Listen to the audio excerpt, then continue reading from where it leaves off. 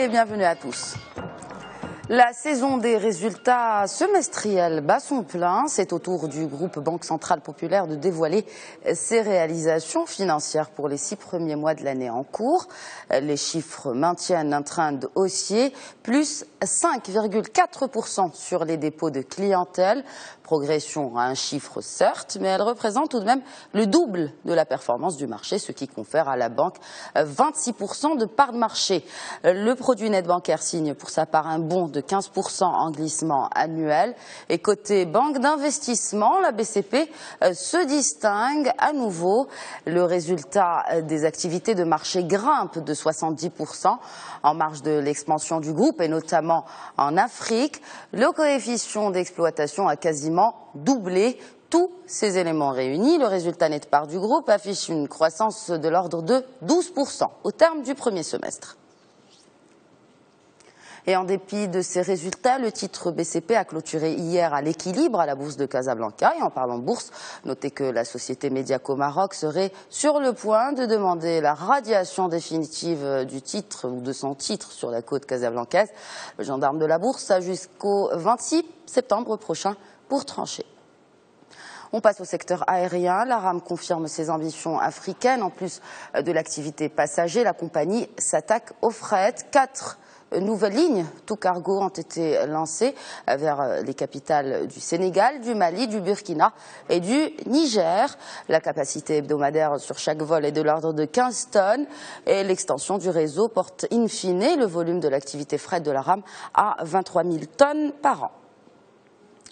Destination l'Afrique subsaharienne justement et à Dakar où le chef de la délégation ou la chef de la délégation européenne vient de confirmer le soutien important de l'UE au pays et dans la foulée, selon la diplomate européenne, les États membres devraient injecter un peu plus d'1 milliard d'euros sur les 4 prochaines années. Cet appui financier n'est pas sous forme de prêt mais plutôt sous forme de dons. 3 secteurs ont été retenus, à savoir le développement agricole, l'amélioration de la gouvernance et l'accès à la justice. Par ailleurs, d'ici à 2015, l'Union européenne débloquera entre 200 et 246 millions d'euros en faveur de la Tunisie cette fois. Cette aide financière s'inscrit dans le cadre de la politique de voisinage de l'UE. Elle cible les réformes socio-économiques, la compétitivité ou encore le développement régional durable. Ces priorités ont été établies par la Commission européenne et les autorités tunisiennes.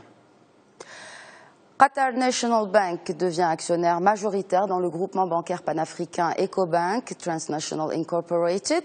Pour faire, le groupe qatari a déboursé 283 millions de dollars.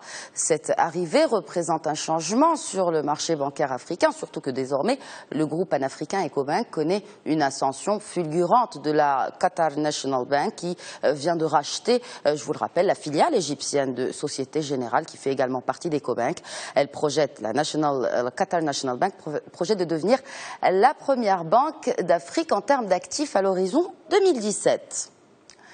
Recep Tayyip Erdogan n'a pas la langue dans sa poche pour affronter le diktat des agences de notation. Le président turc accuse Moody's et Fitch de baser leurs évaluations sur des motivations plus politiques qu'économiques. Il va même jusqu'à menacer de rompre tout lien avec ces institutions. En effet, ces dernières semaines, les 2 agences avaient averti de l'impact des tensions politiques actuelles en Turquie sur l'économie du pays. À noter qu'Ankara avait arrêté toute coopération avec Standard & Poor's après que celle-ci ait abaissé les notes de la Turquie. Télécom à présent, Orange met 3,4 milliards d'euros sur la table pour acquérir 100% de l'opérateur espagnol Jazztel. La transaction se ferait dans le cadre d'une offre publique d'achat amicale. Orange compte financer cette acquisition par la dette et également par une augmentation de capital qui ne dépassera pas les 2 milliards d'euros.